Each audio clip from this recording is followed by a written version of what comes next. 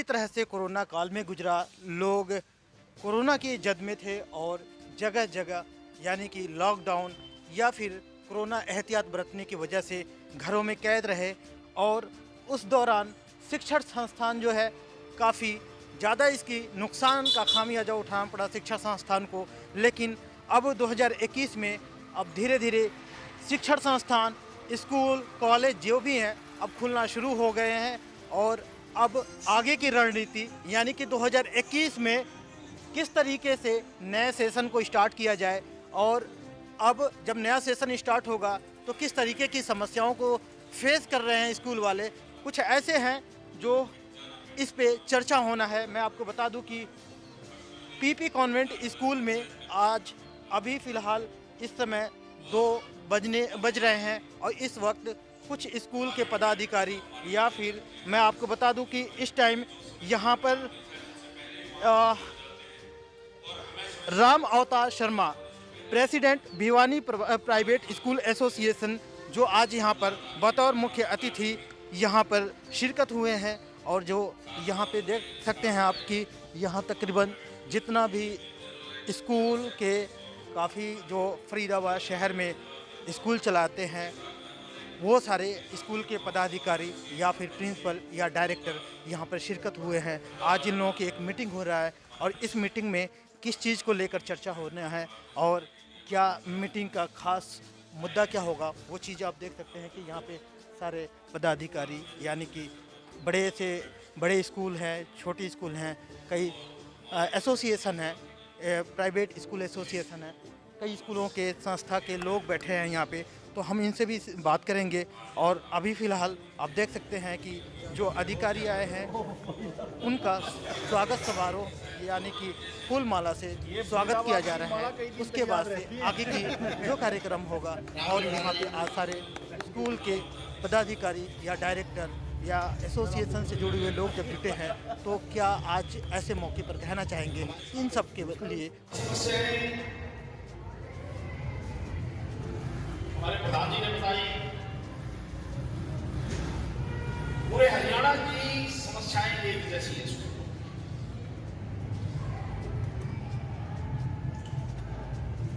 Association अलग अलग हो सकती हैं पर समस्याएं एक हैं। हम अलग अलग मंच पे लड़ सकते हैं, अलग अलग बैनर के नीचे लड़ सकते हैं पर समस्याएं सभी की एक है। आप सब करते हैं, आप भी करते हैं, मैं भी करता हूं, सबका अपना अपना तरीका है, अपना अपना स्टाइल है। जितनी भी समस्याएं आप लोगों ने बताई उनके समाधान के लिए हमने पिछले 4 महीने से प्रयास शुरू कर दिया। मैं हमारे बीच में प्रेस के साथी हैं, इनका भी हमारी एसोसिएशन की तरफ से, private school association, school association, सभी एसोसिएशनों की तरफ से यहाँ इस पीपी स्कूल में पढ़ाने में अभिनंदन करता हूँ। और आप लोगों के माध्यम से, पत्रकार साथियों के माध्यम से एक सीधा सा फैसला जो हमने हरियाणा सदर पर किया है, जो स्कूलों की बात चलती है, हमारी निजी जो समस्याएं हैं हम वो निजी तौर पर बैठ के बात करेंगे। सर, आज फरीदाबाद में शिक्षाविदों के साथ में आप लोगों की एक मीटिंग हुई है और मुझे लगता है कि कोरोना काल के बाद ये पहली ऐसी मीटिंग है जिसमें कुछ सख्त डिसीजन भी लिया जा रहा है। वो कैसा डिसीजन और क्या आज मीटिंग हुआ है? देखो, प्राइवेट स्कूल पिछले 10 महीने से बंद है और प्राइवेट स्कूल को सबसे ज़्यादा नुकसान अगर इस कोरोना काल में हुआ है तो हमारे प्राइवेट स्कूलों के टीचर हैं, हमारे प्राइवेट स्कूल संचालक हैं। तो सरकार से आज हमारी जो बैठक है हमारी नियमित मीटिंग है। हमारी जो निजी समस्याएं, हमारी जो पर्सनल तौर पे जो समस्याएं आती हैं जिनका सरकार से हम बातचीत करके समाधान करते हैं, तो 2-3 हमने आज फैसले लिए हैं कि एक तो क्या है कि पिछले दिनों हमारी फ़ीस बहुत पेंडिंग है। सरकार ने कहा कि आप फीस ले सकते हैं, ट्यूशन फीस ले सकते हैं, अपनी मंथली फीस ले सकते हैं, पर कई पेरेंट्स से आग्रह करने के लिए हमने आज ये मीटिंग करी है कि पेरेंट्स समय पर अपने इन बच्चों की फ़ीस जमा करवाएं ताकि हम अपने टीचर्स को सैलरी दे सकें। बिना फीस के किसी भी स्कूल, कोई भी स्कूल किसी भी अभिभावक को एसएलसी नहीं देगा। ये हमारी एसोसिएशन का फैसला है। और नया जो सत्र है, हमने पूरे साल बच्चों को जो एजुकेशन हम स्कूल में बुला के बच्चों को देते हैं वैसा हमारा प्रयास रहा है कि हम वो ही एजुकेशन ऑनलाइन दें और हमने दी भी है। इसलिए हम तय समय पर हम 31 मार्च से पहले अपना रिजल्ट स्कूलों का घोषित करके उन बच्चों की परीक्षा लेके, अब स्कूल 15 अप्रैल से सारे ही खुलेंगे, तो स्कूल खुलने के बाद में उन बच्चों की परीक्षा लेके मार्च में 31 मार्च से पहले रिजल्ट डिक्लेयर करके हम 1 अप्रैल से अपने नए सेशन का शुभारंभ करेंगे। ऐसा फैसला हमारे हरियाणा सत्र पर एसोसिएशन ने लिया है।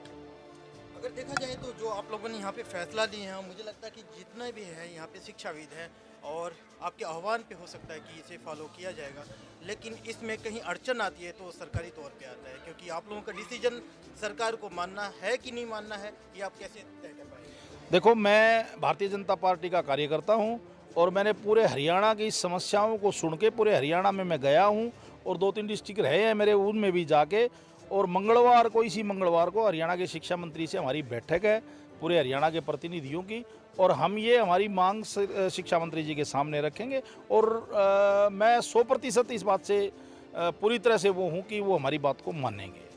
कई बार अक्सर देखा जाता है कि यहाँ पे अधिकारी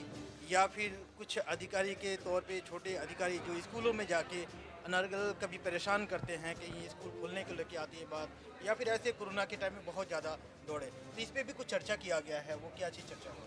देखो, किसी भी अधिकारी को किसी भी स्कूल में बिना सूचना के नहीं जाना चाहिए।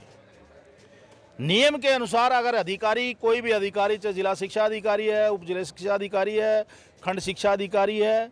वो स्कूल को एक चिट्ठी लिखे, एक लेटर लिखे कि मैं, जो भी अधिकारी है, फलां स्कूल में इस काम के लिए या इस निरीक्षण के लिए इस डेट को आऊँगा। औचक निरीक्षण करने का तो हमारा कोई मतलब ही नहीं है। हम अपनी संस्थाएं हैं, हमारी ये इतनी बड़ी बड़ी बिल्डिंग है, हमने खून पसीने की कमाई से हमने खड़ी कर रखी हैं, और यहाँ कोई गलत काम नहीं करते, बच्चों को एजुकेशन देने का काम करते। छापे हमारे, छापे मारने का जो शब्द है, जो यूज अधिकारी करते हैं कि छापा मारा मैंने, वो तो शब्द ही गलत है। मैं इस शब्द का ही विरोध करता हूँ। प्राइवेट छापा तो वहाँ मारा जाता है जहाँ गलत काम होता हो, कोई देखा तो अचानक औचक निरीक्षण उस चीज़ का किया जाता है जहाँ कोई गलत काम होता हो। यहाँ हमारे पवित्र स्कूल हैं, इनमें पवित्र काम किया जाता है, बच्चों को शिक्षा देने का हम काम करते हैं। तो ये इस प्रकार की अगर कोई अधिकारी कार्रवाई करता है तो हम उसकी निंदा करते हैं, और एसोसिएशन के जो हमारे पदाधिकारी हैं उनसे मैंने आग्रह किया कि इस प्रकार का कोई अधिकारी है वो मुझे बताएं, या एसोसिएशन अपने लेवल पे उस अधिकारी से बात करके इस प्रकार की जो कार्रवाई ये लोग करते हैं वो गलत है, सरासर उनका विरोध करें। लास्ट क्वेश्चन है कि अब जब 6 से लेके 8वीं तक के स्कूल खुल गए हैं और स्कूल थे, जैसा कि हम लोग विजिट करते हैं, तो ये उम्मीद करके बैठे हैं कि 1 से लेके 5वीं तक के स्कूल 15 तारीख से खुलने की, तो इस पे आपका क्या? बिल्कुल 100% 15 तारीख से हमारे ये पहले से 5वीं तक के स्कूल खुलेंगे, क्योंकि अब जब सरकार ने बसें चला दी, सारी चीज़ें अपने रूटीन में चल गई, अब कहीं भी कोई किसी प्रकार का कोई खतरा कोई और नहीं है। मंदिर भी खुलने जा रहे हैं, तो संस्थाओं में सिनेमा हॉल खुल गए, सारी चीज़ें खुल गए। हम तो पूरी तरह से कोरोना का जो भी गाइडलाइन है उनको निर्वाह करते हुए और पूरी तरह से अपने स्कूल 15 तारीख को सरकार अगर कहेगी, बहुत अच्छी बात है, कह दे, नहीं तो स्कूल हम 15 तारीख से खोलेंगे। हमने सरकार की हम बार बार मानते हैं, अब की बार सरकार हमारी मानेगी, सरकार को हम कहेंगे कि हम 15 तारीख से हमारा पूरा स्कूल खोल लेंगे। कि स्कूल के पदाधिकारियों की जब आज पीपी कॉन्वेंट स्कूल में यहाँ पे कार्यक्रम हुआ है और यहाँ पे आज बहुत तरह के लेके स्कूलों के लेके चर्चा हुआ है, लेकिन मैं बता दूं कि एसोसिएशन के पदाधिकारी भी यहाँ पे हैं। सर, आज जब आप लोगों की मीटिंग हुई है और शहर के बड़े आप लोगों के पास जिम्मेदारी है स्कूल को लेके, आज इस मीटिंग से क्या आपको लगा, क्या आज नया कुछ फरीदाबाद के स्कूल वाले सोचे आपसे? नया यही नया है कि जो भी पेरेंट्स वगैरह फ़ीस देने में संकोच कर रहे हैं या उन्हें लग रहा है कि माफ़ हो जाएगी, ऐसा गवर्नमेंट की तरफ से कोई लेटर आ जाएगा या गवर्नमेंट इस चीज़ में कोई उनकी हेल्प करेगी, तो इस चीज़ को रोक के उन्होंने फ़ीस पे काफ़ी लोड बना लिया है, और जो लोग सामर्थ्य हैं वो भी फ़ीस जमा नहीं करवा रहे हैं। तो उनको ये एक संदेश है कि वो सभी अपनी फ़ीस जमा करवाएं, और जिससे स्कूल भी अपने सुचारू रूप से चल सकें और अपने अध्यापकों को अपने समय पर वेतन दे सकें और उनके बच्चों को भी सुचारू रूप से शिक्षा मिल सके। सर, मैं आपसे जानना चाहूँगा क्योंकि अभी कुछ दिन पहले जब आप लोगों ने एक प्रोटेस्ट करा था डीसी ऑफिस पे और स्कूल खुलवाने की बात कही गई थी, तो स्कूल लगभग आप लोगों के कहे अनुसार खुला, लेकिन जब आज मंच के माध्यम से भी बताया गया है कि 1 से 5वीं तक की जो स्कूल है वो 15 तारीख तक खुल जाने की जैसे आह्वान किया जा रहा है, क्या ऐसे सूरत में हो सकता है संभव कि खुल जाए? देखिए, मैं आपके मीडिया के माध्यम से अभिभावकों से, पेरेंट्स से यही कहना चाहूँगा कि जिस जिस तरह से सरकार स्टेप ले रही है, हम भी सरकार का पूरा साथ दे रहे हैं और सरकार की कोरोना गाइडलाइंस के हिसाब से स्कूलों को खोल रहे हैं। हमने जो प्रदर्शन किया था, ज्ञापन दिया था, 2 बार हम ज्ञापन डीसी साहब को दे चुके हैं। पहले ज्ञापन से 9वीं से 12वीं उन्होंने खोल दिए थे और अभी 30 तारीख को जो जनवरी को दिया, दिसंबर को, उसमें उन्होंने 6ठी से 8वीं तक के खोल दिए। सरकार का भी हमने धन्यवाद कर दिया। लेकिन साथ साथ सरकार ने ये कह दिया कि 1ली से 5वीं तक के स्कूल 15 फरवरी से खोलेंगे। तो हमें ये उम्मीद है कि सरकार इस बात को मानेगी और सरकार बच्चों का हित देखते हुए 15 तारीख से 1ली से 5वीं खोल देगी। और उसमें हम जो अब तक ऑनलाइन पढ़ाई हुई है, लगभग 1 महीने, 1.5 महीने, 2 महीने जो रिवीजन हो जाएगा, और मार्च में जैसा कि मेरे सभी साथी और सारे स्कूल संचालक सहमत है इस बात पर, क्योंकि पहला सेशन तो ख़राब हो गया, हम इस सेशन को ख़राब नहीं होने देना चाहते। और अभिभावक भी 100% स्कूलों में कॉल करके ये कहते हैं कि बच्चे घर पर इतना नहीं पढ़ पाते हैं, रिवीजन नहीं हो पाता है। देखिए, जहाँ तक फ़ीस का मामला है, हमने बहुत त्याग किया है इस बार, पूरी साल हमारी फ़ीस नहीं आई है, फिर भी टीचर्स को सैलरी दी गई है। हम फीस को अब भी सेकेंडरी रख रहे हैं। पहला नंबर हमारा बच्चों का हित देखना है और कोरोना काल से उभार करके बच्चों को ला करके नए सिरे से उनको उठा करके उनका रिवीजन करके और उनका एग्ज़ाम टाइम पर लेकर के अगली कक्षा में प्रमोट करना है। और चैनल से ये कहना चाहूँगा, अभिभावक भी जो 12 महीने की फ़ीस बनती है, जैसे जैसे उनकी हिम्मत जुटती रहे, वो भी उस निकल चुके हैं और वो फीस जमा कराते रहे, क्योंकि खर्चे बहुत होते हैं। कई बार हम स्कूलों में जब विजिट करते हैं तो वहाँ पे ये शिकायत होते हैं स्कूलों के, जो आप लोगों के बीच से हैं स्कूल, तो वो कहते हैं या तो बच्चे नहीं आ रहे या उनके पेरेंट्स ये सोचते हैं कि नए सेशन में अगर हम अपने बच्चों को दाखिला कराते हैं तो हम फीस से बच जाएंगे। तो ऐसा सोचना पेरेंट्स का कितना उचित है? इसमें मैं यही कहना चाहूँगा कि पेरेंट्स के लिए आपके चैनल के माध्यम से कि उन्हें उनके दिमाग में थोड़ा सा ऐसा है कि 8-10 महीने गुजर गए हैं, ये 2 महीने भी ऐसे ही निकल जाएं, लेकिन उनका एग्ज़ाम होगा, सभी स्कूल एग्ज़ाम लेंगे। यदि कोई बच्चा पेरेंट्स का नहीं आएगा और एग्ज़ाम रह जाएगा तो बाद में भी लिया जाएगा और फीस उनको देनी पड़ेगी, क्योंकि उनको टीसी लेना पड़ेगा। कहीं ना कहीं बच्चा एनरोल है और जब एक स्कूल से दूसरे स्कूल में जाएगा तो वहाँ एनरोल होना पड़ेगा और यहाँ से टीसी जब कटेगी कि जब उसका पिछला बकाया दे दिया जाएगा।